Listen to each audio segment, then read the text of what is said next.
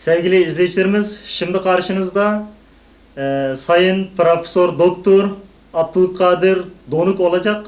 Ben İsa Yusuf Bey'in ve rahmetli başbuğumuzun üzerinde hassasiyetle durduğu bir noktayı hatırlatıldı. Bir daha hatırlatarak konuşmama son vermek istiyorum.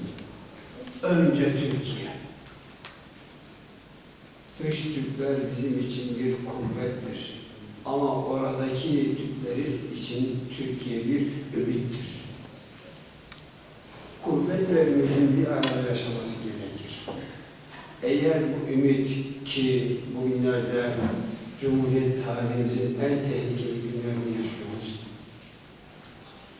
Allah oradaki kardeşlerimize bu ümitin ve buradaki bu güzel vatanımızın kaybolmaması için yapacağımız mücadeleyi bir defa daha hatırlatmak için hiç olmazsa bir cümle söyleyin dedim.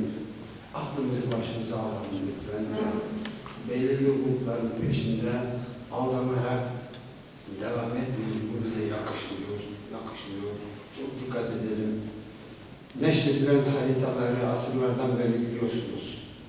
Bize Orta Anadolu'da bir dikdörtgen bir bölge bırakmışlar.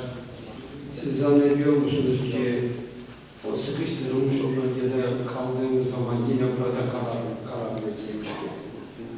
Bizim için tek gidebileceğimiz yer Allah göstermesin denizdir, unutmayınız. Deniz ise ölüm demektir.